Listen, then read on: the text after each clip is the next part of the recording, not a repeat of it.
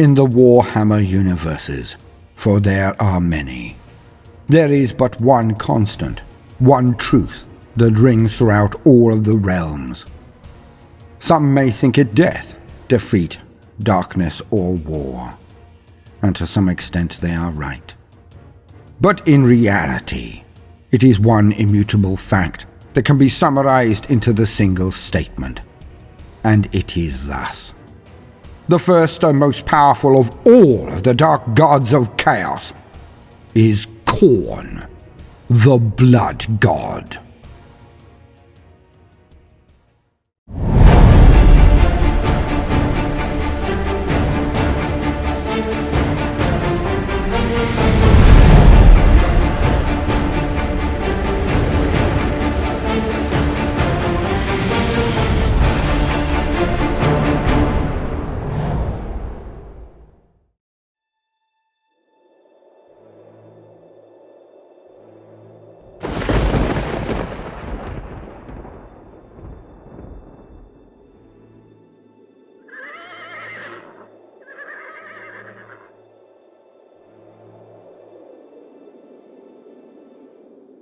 The sky, it was dark and brooding and angry, but it was not black. Always when I think of storms, I think of darkness, of lightning illuminating all for less than a second, burning its image onto the eyes. I think of cold wind, rain and thunder. But this storm is different, for the sky is red. Like a blood moon that bathes everything it touches with the taint of a red hue, but darker. Much darker is this. Everything is dark red and brown. Everything I see is the color of dried blood. We have known for days that they were coming. We watched the clouds of red move towards us across the skies, slowly, methodically. But this time around, it is no mad rush. No dash from their boats to our doors, to smash what they can, to kill whom they can, and then leave like thieves in the night. This time is different. This time the Norsca are not just raiding. They are coming to kill us all. Not just some. Not for glory or booty or rank.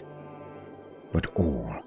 This time they want to kill us all if we do not stop them. Our scouts had passed the horizon and crested the hills that lay there, but they never returned. 3 more attempts were made, but again, none returned. Not one. I'm glad I did not know what was coming until this moment. Knight of the realm as I am, still I am glad. For I had those 2 days of sheer bliss. Concern, yes. Fear, yes. But I now know that anything I thought was fear during those days was in fact the faintest slither of water compared to the now mighty river of quailing that now besets my very breast. Merciful lady, forgive me, for I am scared. They have not reached us yet, but we have espied the size of their muster, the nature of its parts, and it is a vision that no mortal should ever have had to see, ever have had to witness, let alone have it come towards us, toward me.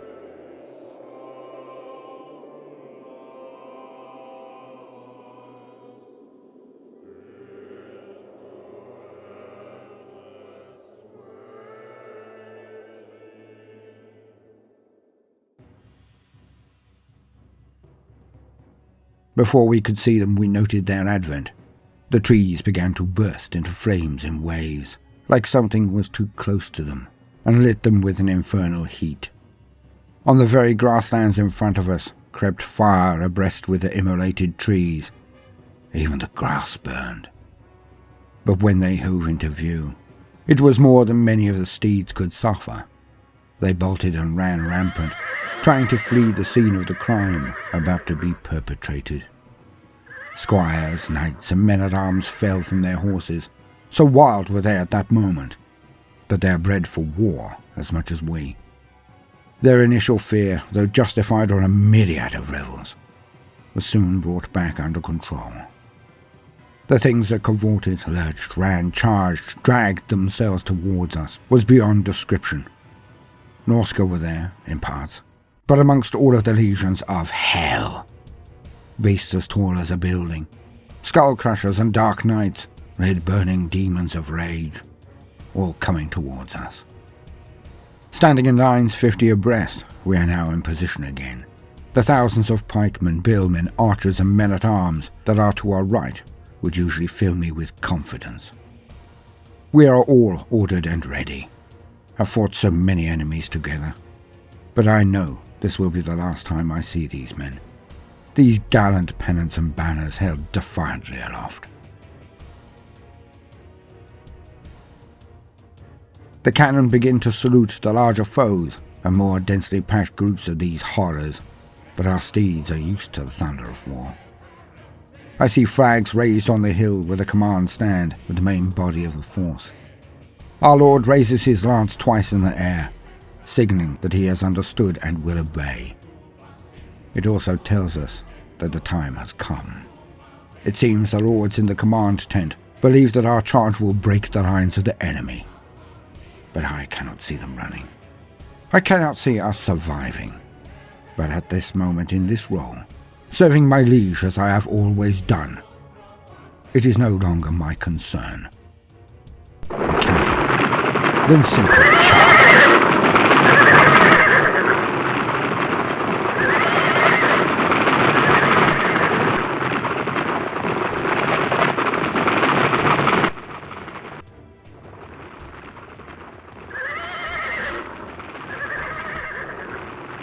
The tide of flames and red is speeding towards us so swiftly. I suspect the general believed that if we did not move now, then we would be the one receiving the charge.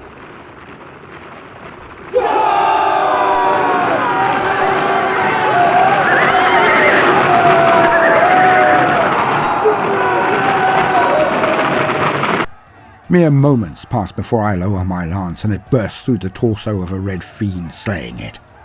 I draw my sword and instantly bring it down to continue my work, as my warhorse thunders forward into their midst. The things in front of me die too easily. My sword arm quicksilver fast this day, so I make the most foolish of all mistakes. I begin to hope. As my arms rise and fall again and again, my warhorse's hooves smash those below and rise up on occasion to destroy those in front. We see them fall in their droves. The holy light of our order seems to shine directly through me this day, and none can stand before me, before us. It was then, as these red beings of hate and war turned and fled, that I realized it was not me, or even we, that had elicited such a withdrawal. A shadow had fallen over the battlefield where we stood, but I had thought it clouds. I had thought that until it landed in our midst. Huge. Its arms thicker than a bedstead, its torso larger than a house, its hooves the size of wagons. It landed. Wings sizable enough to keep it aloft, then beat down on us, and many were unseated from their steeds there and then. It laughed and screamed obscenities as it began its horrific toll. The swing of its mighty axe took horses and threw them into the air, cleft plated rider and steed in twain in a single stroke. With each sally his axe took a half-dozen of us, his sword an equal tithe of pain and suffering. It could not be stopped. It could not be reasoned with. It would never relent. But nor would I. I would not yield. I will not shudder or flee. I am a knight. I was born for this, and this alone. As it comes towards me, I stand my ground. As my horse refuses to move, it is paralyzed. So I dismount slowly and carefully. The demon slows as well, allowing me to dismount, as all of its attention is on me. I look around for why, to see that all of my comrades have fled. The knights have unmanned themselves. I see the hordes of evil crash over the lines of the peasantry and men-at-arms. They have witnessed the flower of our force turn tail and run. They will not hold. I stow my shield with our family crest on Vengeance, my steed. I will not need it. No armor forged by man could stop or still the onset of the demon's blades.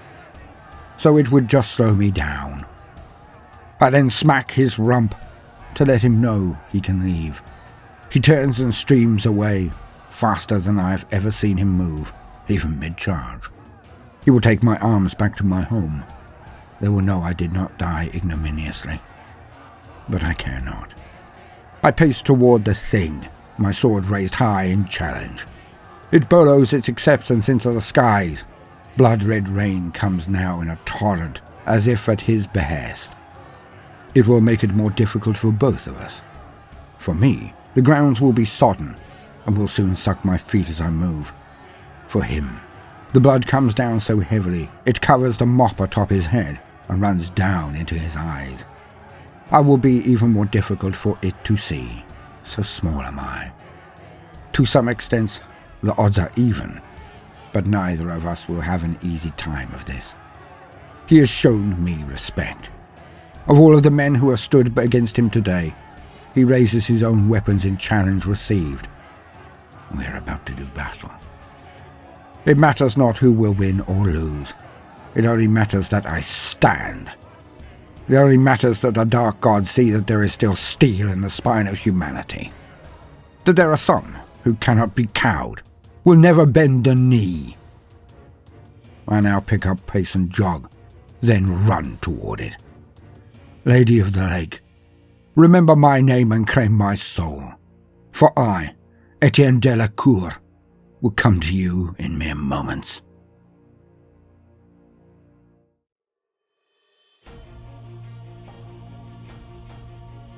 Welcome, gentle listener. I am Baldermort, your faithful servant, and I wish to introduce you to the important forces, factions, and entities of the Warhammer 40k universe, the grim darkness of the far future, where there is no time for peace, there is only time for war. And today, we are to discuss one of the most fundamental forces in the realms, the planes, and the grim darkness of the far future. For today, finally, we are to discuss the most potent of all of the dark gods of chaos, Khorne, Lord of Battle. He has many names, many guises. They are as multitudinous as the very stars. Few cultures, races, or factions have not been influenced by this force, have not felt his will and drive change the direction of their entire existence. Now it is true that the history of Khorne is very slightly different in the three main lines from Games Workshop, but the quintessence of the issue remains the same, for Khorne is ever present, and he is figured far more consistently across the realms than some of his siblings, the other dark gods of chaos. For example, Nurgle tortures the goddess Isha in Warhammer 40k, who secretly tries to whisper to the real world the antidotes to his vile concoctions. But he tests his dross on a different being, Poxfulcrum, in the world that was, the old fantasy setting, and the new Age of Sigmar campaign setting. A daughter of sorts, who is complicit with the drafts and wishes them to be as viral and horrific as possible. A stark contrast to the benign Isha. But for Khorne there is little change. So that I can mix it up a little, I've included tales from the fantasy world. I hope this is not too jarring. I had intended to go into fantasy lore when it re-released, but time frames and the continuing existence of channels can no longer be taken for granted. Thus, is future planning a moot point at this juncture? And thus also, I have not taken this step. But I just felt like a tiny bit of a change of pace. So let us now move on to the lore itself. The lore of the blood god, Khorne. Concerning Khorne's realm.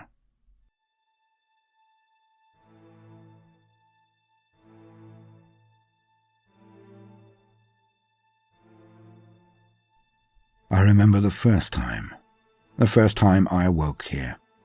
The first of my awareness was the stench. I lay on my back and gulped at the air before I had even opened my eyes. They shot open as I rose and tried to gulp in more air, only for it to burn my chest, my throat. Ash was falling down on me, and it had entered my body. I choked and coughed what seemed like hours, only to hawk up mouthfuls of grey phlegm.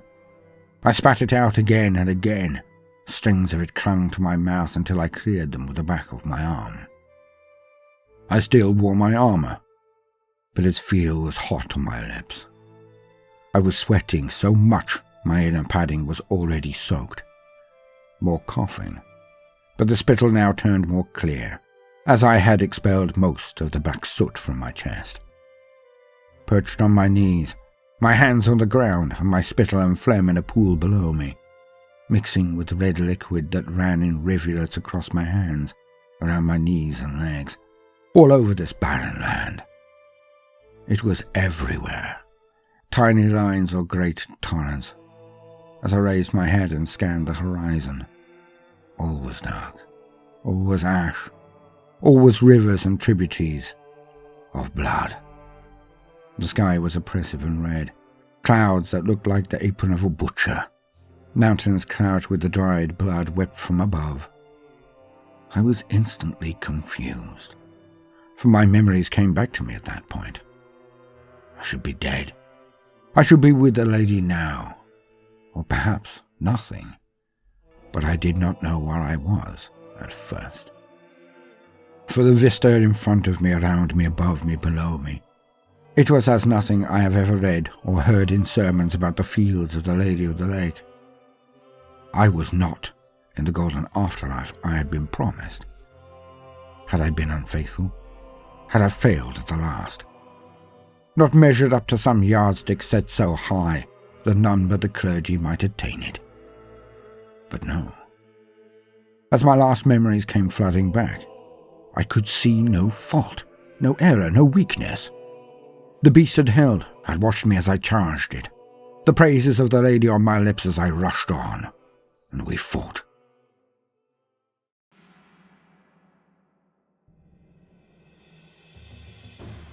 He, towering over me, had swung, and I dodged. Covered in an avalanche of mud and blood from the furore of his blade impacting the ground, I rolled further, knowing I could not rise amidst it. I escaped the mire and finally righted myself. The being looked on. It did not strike until I was stood, but then its blades came down again. This time I ran under its bulk, and struck upwards as I went. I drew blood from it, and elicited a bellow of pain and fury. But it whipped around swiftly, arcing its mighty wings across me, hurling me 20 paces of it to stereo. I landed hard again, but I was young and fit. I came to a crouch and moved like the wind, avoiding his finishing blow. Again, I cleft a gouge in its leg above the hoof, its armor mighty, but not entirely covering all of it. The blood steamed as it streaked down its leg over its hoof and sizzled as it touched the cold wet ground. I evaded more of its attacks. I bled it, and it howled. But I realized it was more in wrath than in pain when it spoke to me.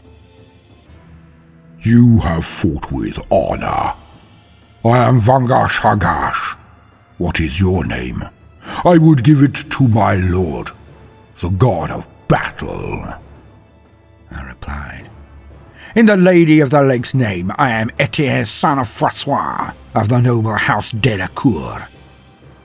Well met, and well fought, Etienne, son of Francois. But now, you die. And then it ended the matter.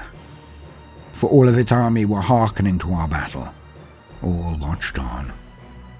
So it raised into the sky in one whip of its wings, then down again with another mighty flap. It hit next to me like a burning skyrock, and it brought down its blade on my body while I was launched in the air. I was cleft in twain. I was undone. I was dead. But now I was here. What curse or sorcery was this? And I was armed with all of my weaponry, despite knowing that my shield should be on the saddle of my steed, my friend, my partner, Vengeance.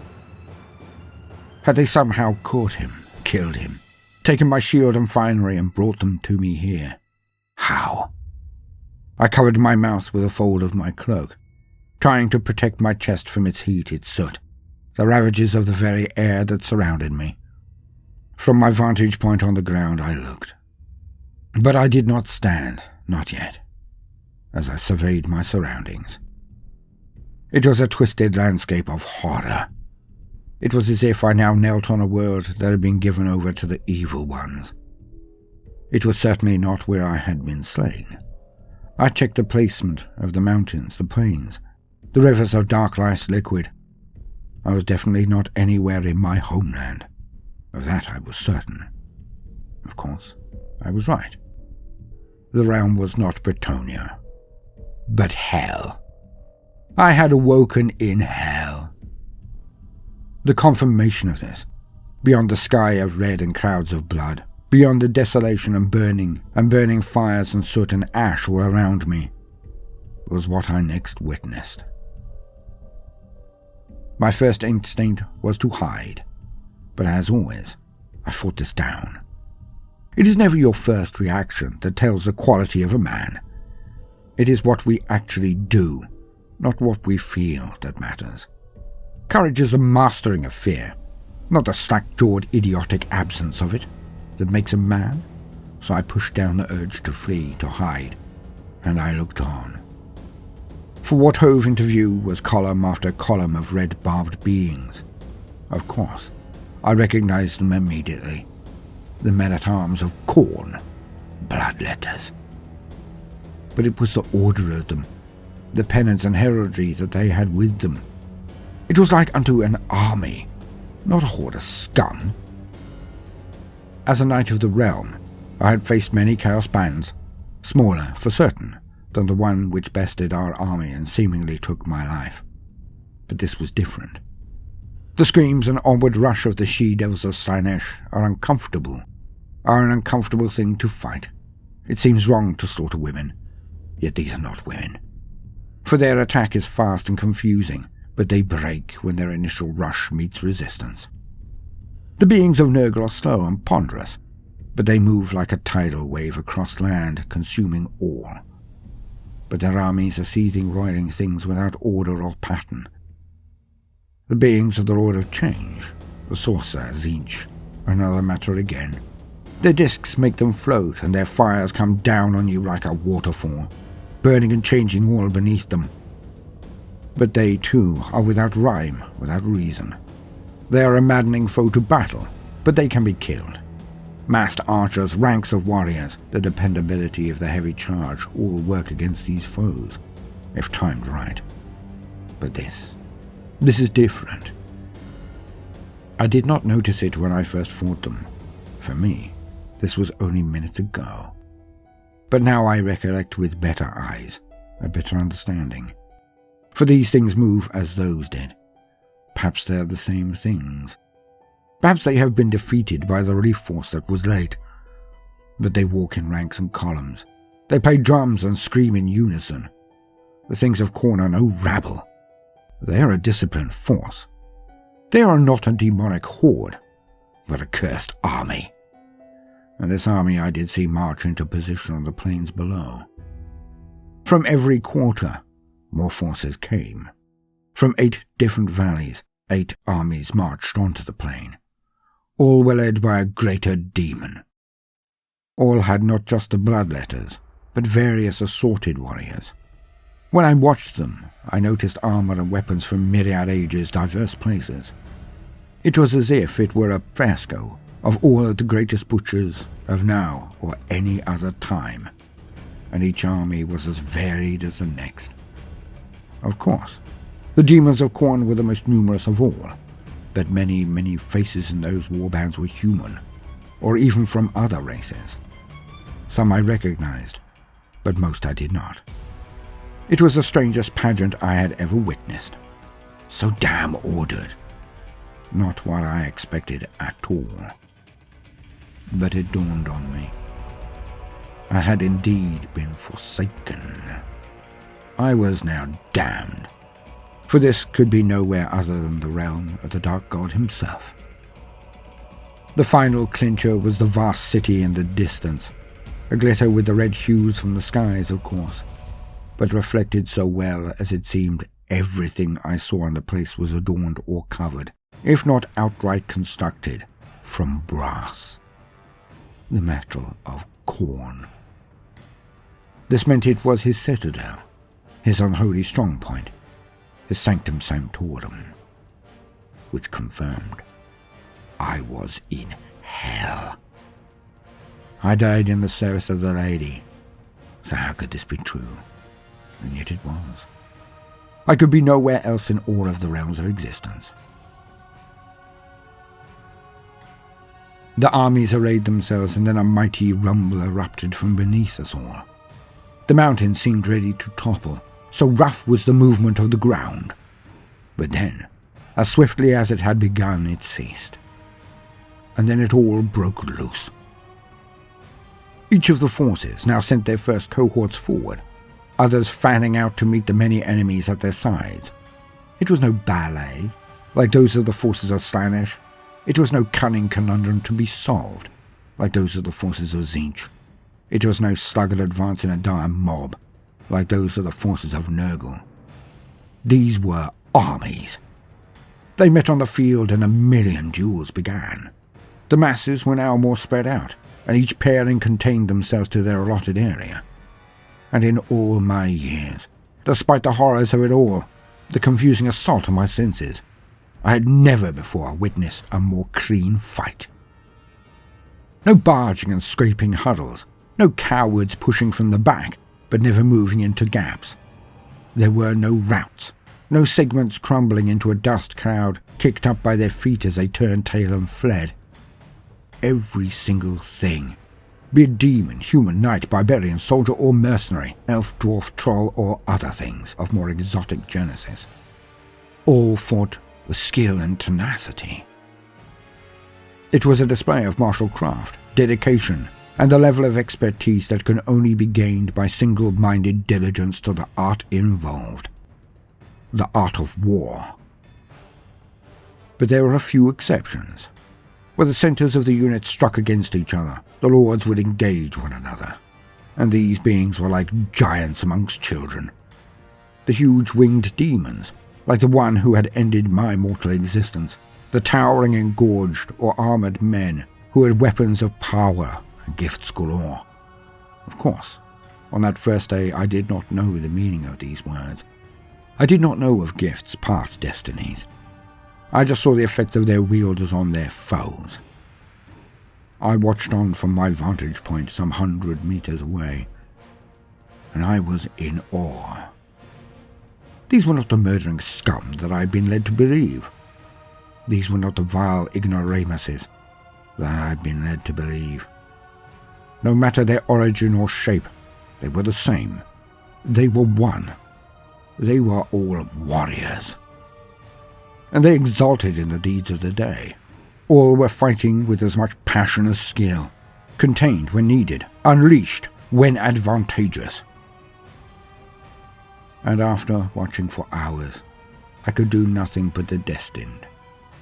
I who had trained since I was barely able to walk. I who had fought since I was barely able to understand speech.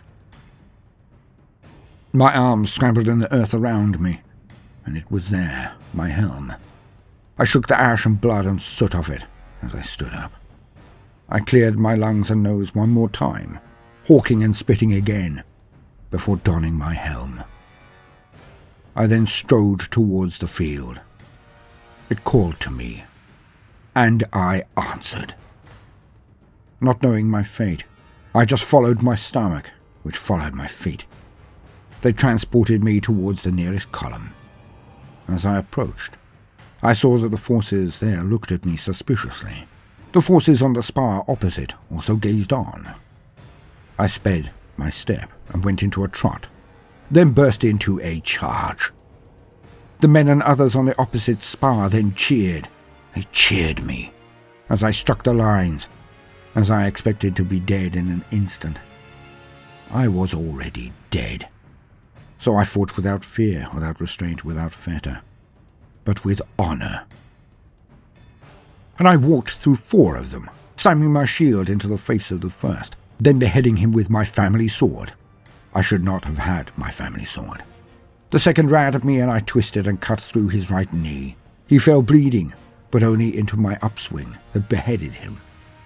Advancing, I took a sword on my shield, then stepped into it and barreled the thing backwards until it slipped and went down, so I disemboweled it as I stepped over it. It was not human. The fourth was an exchange of heavy sword swings from both of us, but my last one split his shield, and I pulled it from his arm with my own. Then I backhanded him full in the face with my shield, and knelt as I ran him through with a low lunge. I stood as I whipped the sword out of his abdomen, and half of his guts came out with my blade as I twisted just before pulling up and out. I took his head as he staggered forward onto his knees, but he bared his neck for the blow without complaint, without sneer. Honor.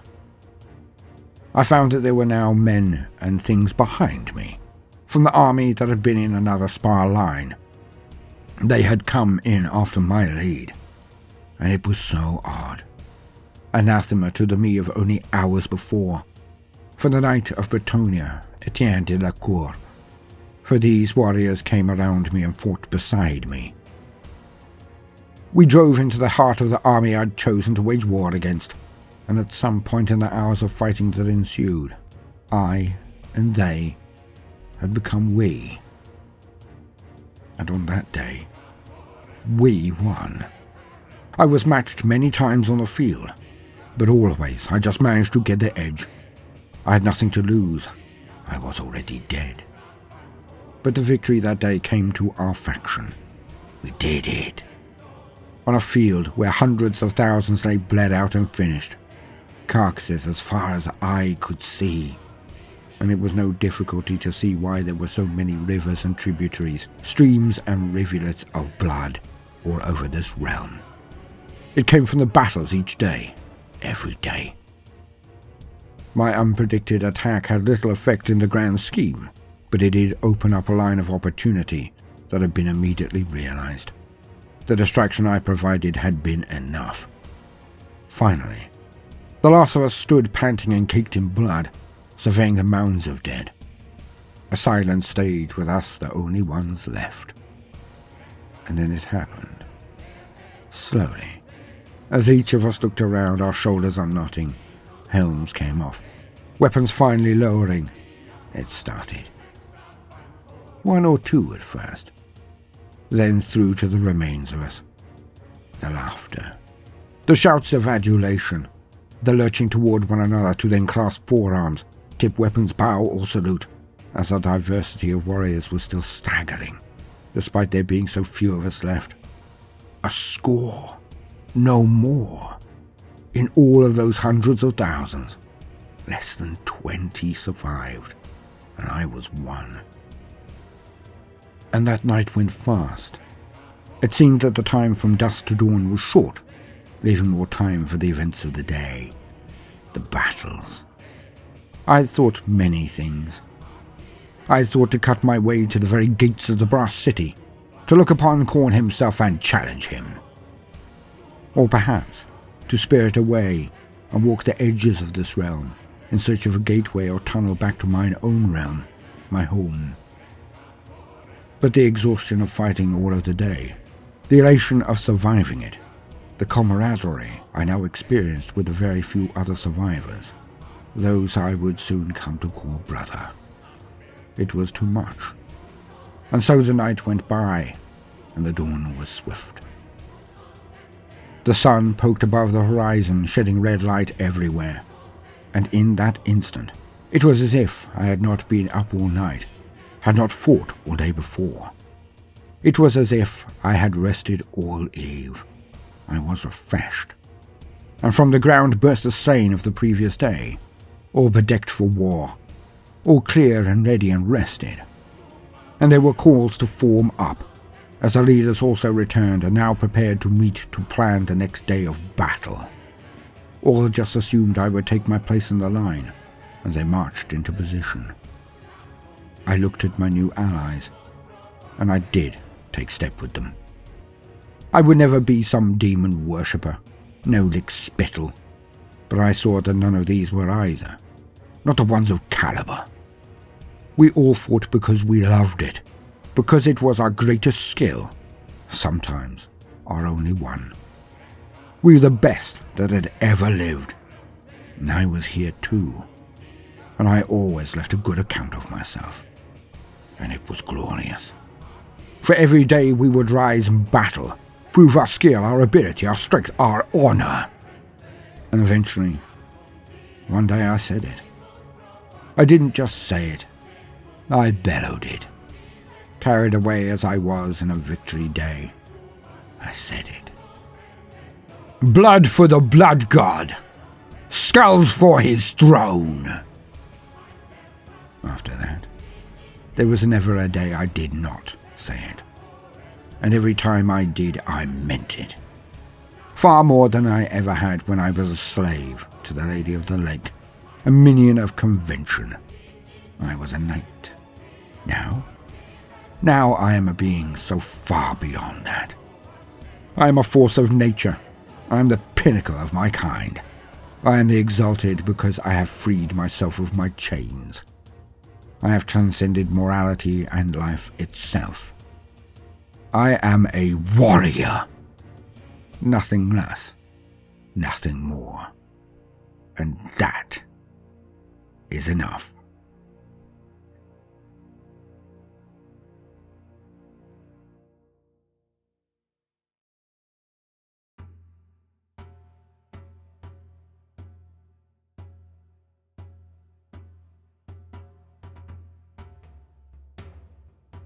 And now, gentle listener, let us hear the official write-up for the realm and the god Khorne.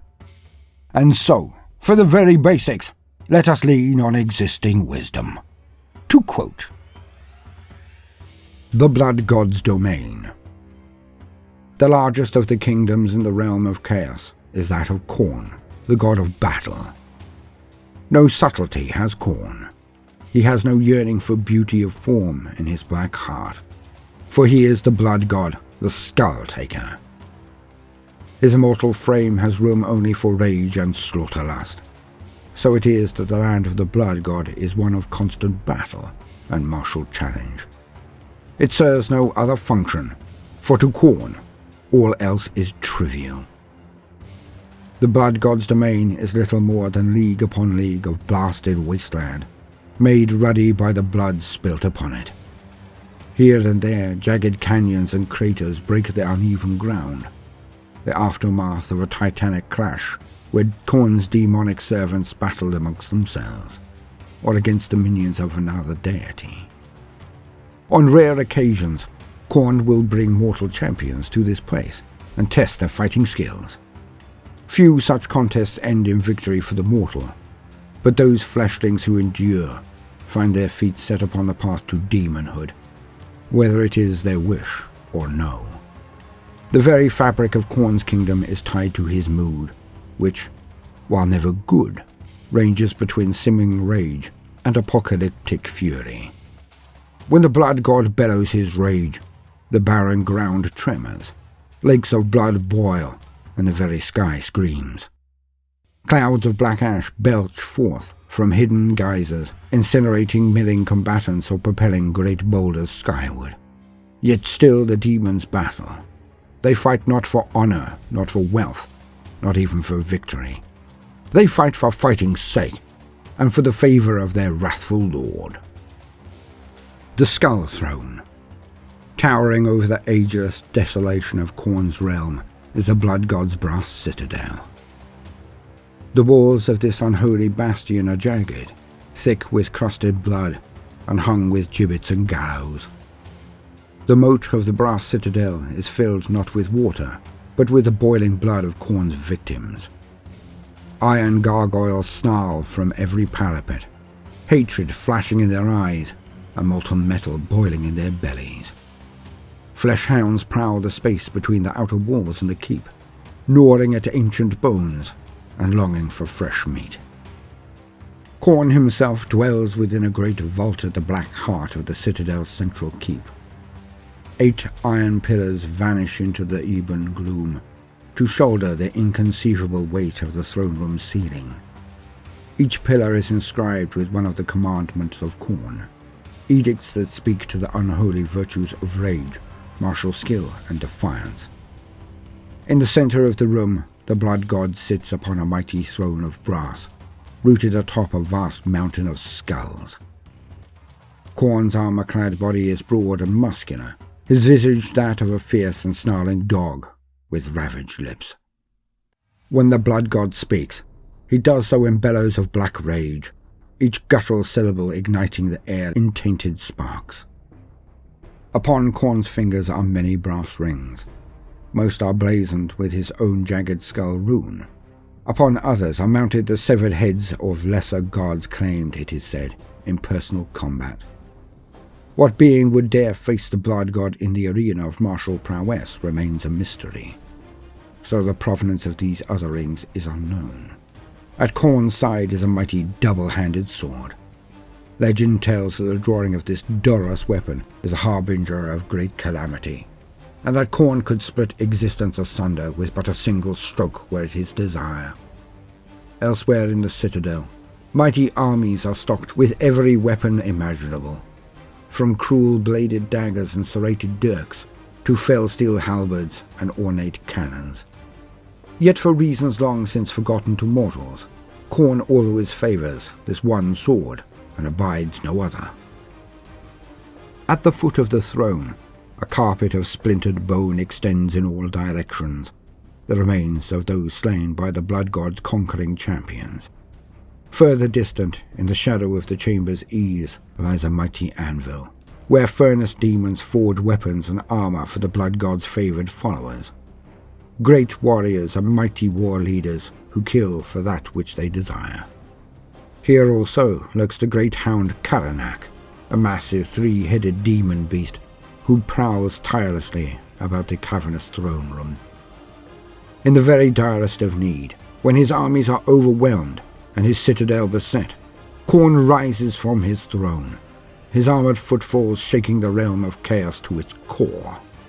With an honour guard of bloodthirsters, each with the power of an army in its own right, the Lord of Battle unleashes his full rage, scattering the demons of his rivals with each sweep of his mighty blade, and trampling their broken bodies underfoot.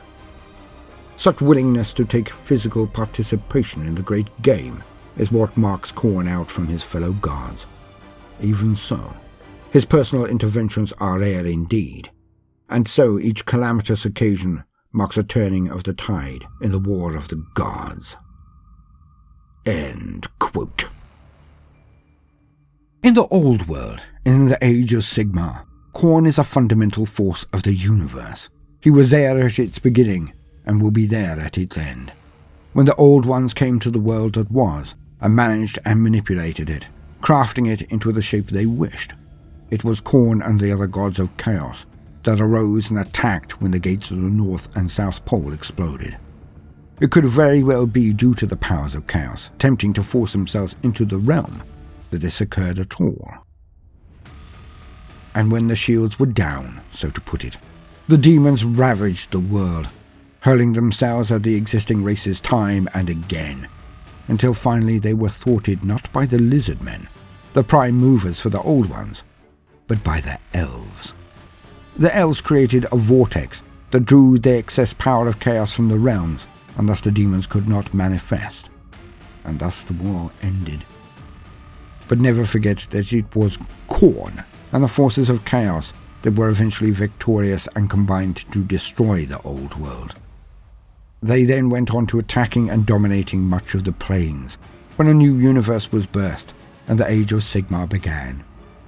So Khorne is a force that has existed from before the world was born. He is a constant threat and cannot ever truly be defeated, just held at bay. Which, thankfully, Sigmar seems to be doing far better in the new planes than ever he did in the old world. But the allure of Khorne is simple, feral and base. It is as much a part of the human condition as breathing. For aggression is hardwired into most beings, and if they are sentient, then they are likely to also affect the warp. So any form of combat, conflict, or aggression displayed by any at all gives some small morsel of sustenance to Khorne. When there are wars and battles aplenty, then it is a very banquet to the great god. And the direct worship of Khorne while his adherents wield weapon and bash shield in the midst of combat, is like the finest wine to this god. There is one thing that always should be known about Khorne, for he is not loyal. Not to his champions, not to his demons, not to his shining stars, the killers. For as is often said, Khorne cares not from where the blood flows, as long as it flows. Translated, he does not care one whit about his people, only that battle is given, heads are taken, and their skulls are scraped ready for his throne. Khorne is a simple and honourable being to many extents. He thus despises his brothers on many levels. Khorne feels that magic is trickery and dishonourable. Thus he cannot abide his brother Tzeentch, the lord of spells and magic and change. Khorne does not feel that defeating a foe by pox and buboes is anything but base knavery as well. Hence he sneers at the grandfather Nurgle. But his lasting antipathy is saved for Slaanesh. The self-serving god of pleasure is without discipline, honour, or any virtue whatsoever in the eyes of his older sibling, Khorne. Thus Khorne despises Slaanesh. In the 40k setting, he even went so far as to interrupt Slaanesh's conflict with the Elder Gods to try to claim Khorne, the Elder Bloody-Handed god of murder. Slaanesh was forced to withdraw from the power of his brother Khorne, but in the confusion, Khorne was shattered and spread throughout the Materium, but that is the story for another time. The constant conflict between the dark gods of chaos is called the Great Game, and compared to the Great Game, all else is naught but a distraction. Many will ask why the dark gods do not combine their powers again, as they did to destroy the old world. But this is simply never possible, for the conflict between the gods is far more important to them than any other venture. And when the victory of one could lead to the annihilation and absorption of the others, it is little wonder that they are unable to trust one another at all. A myriad of times, the forces of chaos have near dominated or destroyed universes, only for battle to break out amongst their forces, as one side or another seems to be gaining more power than the others. So, on the brink of victory, the Chaos Gods will ever fall upon one another, and give a welcome respite and reprieve to the worlds they were about to dominate and consume. Thus has it always been, thus will it always be, for evil consumes its own. Khorne in Warhammer 40k. Things are somewhat different for the great god Khorne in the grim darkness of the far future. He is represented somewhat differently, as I believe that this is his timeline of Genesis, but I shall get onto that in a moment. In the 40k setting, all of the Chaos Gods represent forces that, as I have already stated before, could well be seen as very positive, but they have been twisted by the universe in which they inhabit, because they are creatures of the Materium, the warp, and the warp only reflects that which exists in the real world, the Materium. Thus Khorne represents the forces of Eros, the life urge, strange but true, and he is heavily connected with Slaanesh, which is why he loathes it so. Similarity and familiarity breeding contempt, of course. The real difference in the futuristic setting is that the universe did not begin or even issue from the Chaos Gods. They simply did not exist then. At the dawn of the universe we know as the grim darkness, there was a war to end all wars, dubbed the War in Heaven. Powers were unleashed that the present races and generations would not even be able to fathom, let alone imagine. For the very first war was fought between the two very first civilizations, the old ones, cosmic gardeners, philanthropists and philosophers. They were an enlightened race, and sought to not only propagate new life, but also to raise it up, tend it, grow it, teach it. They were the caretakers of the galaxy, and their strengths were in their attitude, their wisdom, and their command of the forces of the universe. But this concentrated mostly on the power that could be gained from the Immaterium, which was befouled and renamed the Warp. For the Sea of Souls was wide and expansive, and took on the emotions of those sentient beings who existed there, as much as they did in the material world. The Old Ones were construed as mystic force for good. Their enemies were the first true empire, the first true conquerors, the first true horrors, the Necrontyr. The Necrontyr were bitter and twisted things that sought not to teach or tend, but to dominate and destroy. They had a burning rage at the core of their culture, which led them onto a pathway to tyranny. They would expunge or enslave the younger races they came across, and they could not be stopped. Only the power of the Old Ones could counter them, and so, in the name of the weaker younger races, who could not defend themselves from the Necrontyr, the Old Ones took up arms. Where the Necrontyr used technology, the Old Ones used mysticism. It was a slow but fulsome victory for the Old Ones. But then the Necrontyr found allies. Dark beings of the Materium called Khorne, and with these dark star-consuming gods, the tables turned. The Necrontyr, who were then transformed into the Necrons, began to win. As the battles escalated, the Old Ones became increasingly desperate and unleashed powers that perhaps they should not. And the spiritual world, the Immaterium, began to be infected by the hate and fear that was being experienced by the beings in that war. The Sea of Souls was being polluted with despair and negativity and rage. Rage most of all, of course. And this is where the seeds were sown for the birth of the dark gods of chaos. The war in heaven took on many turns, but please see my entry on the Silent King for more details. The ultimate upshot was that the Old Ones failed and were wiped out. The Khorne were then turned on by their Necrontyr, now Necron slaves, and torn asunder and entrapped. But when the Necrons looked at their position, when the dust had settled, they were forced to retreat themselves. For the races that had been genetically engineered by the Old Ones were now in the ascendancy, and would hunt and kill the weakened Necrons. So they entered stasis crypts and fled through time into the distant future, the timeline of the end times, what we now know as the grim darkness of the far future.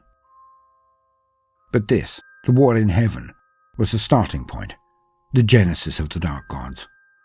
For once corrupted, there is little one can do to clean an entire realm.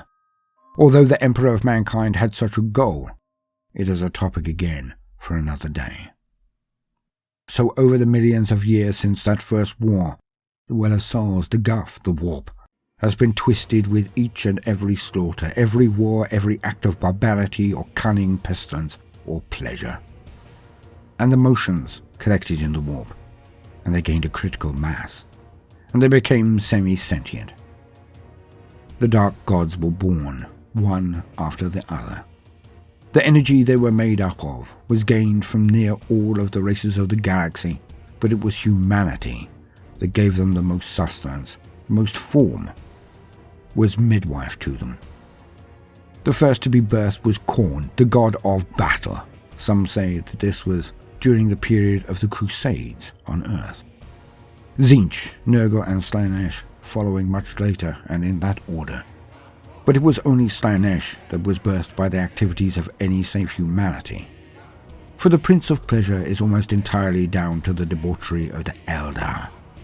But the other three, all were formed by the mental activity and soul-searching and screaming of the human race. Khorne has always been the most powerful of all of the gods.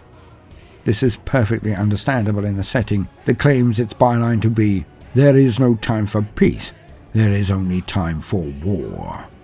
Even so, Khorne has ever been the most potent of his siblings, for near any race will feel the urges he represents. For all of the galaxy is awash in flames and war never ending. He has the greatest source of sustenance of all of the gods.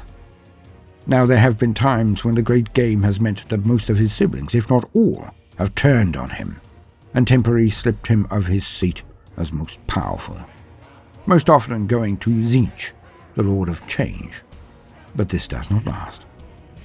As the end of any true rebellion is quenched, when Khorne himself takes up his sword and moves to the very front. He is the only one of the Chaos Gods who will personify on the battlefield and fight directly. But his power is such that any force sent against him will be utterly annihilated. So it is only a matter of time before he regains his ascendancy. Nurgle too can sometimes swell in power, as his might is like the tides, it ebbs and wanes. At its height, he can challenge Khorne, but as before, his power inevitably contracts again, and he is unseated from his superiority. Khorne is the greatest of the gods, and he always will be. But it is in this universe, the 40k setting, that we see his origins. So it is my opinion that it is here that he began, and then moved through the realms to be the being so feared in the world that was in the Age of Sigmar settings. For as soon as something exists in the warp, it has always existed, and the warp is connected to all times and all places. So when the birth scream is over, the gods finally sentient, their power can extend to any point in the chronology of the setting, even its very beginning or utmost ending. They transcend time and space. Nor do any in the warp understand anything that is not existing now. So when a being exists in the warp, they have always existed. If for some reason they are removed, expunged, then they never existed. Or this is what I previously thought. But the heads of the rebel guards who had fought against and been bested by Khorne, whose heads now adorn his rings, they do seem to counteract this interpretation of the warp and its denizens. But this element is not mentioned in Warhammer 40k, as far as I know. So it may not be admissible in this section. Or is it? Confusing, but then, if it were simple and straightforward, then who would need an old Servo skull to try to make sense of it all in weekly updates? I digress. Now after such an extensive rant, let us sum up. Khorne is the first and most potent of the Chaos Gods. Anyone and everyone will give power unto Khorne at some point in their lives. For though he is the Lord of Battle, any conflict can give him succor. And even the most pure warriors of the Imperium of Man can be tempted to his cause.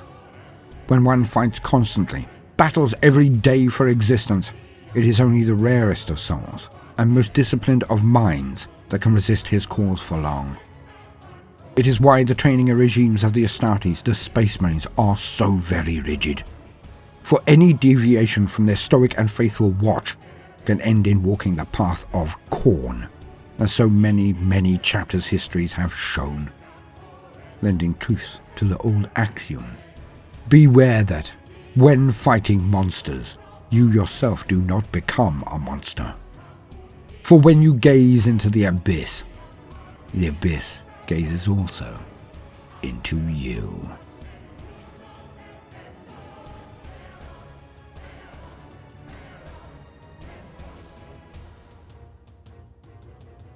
Now, no matter what you do today, do try to make some time for fun. Toodaloo.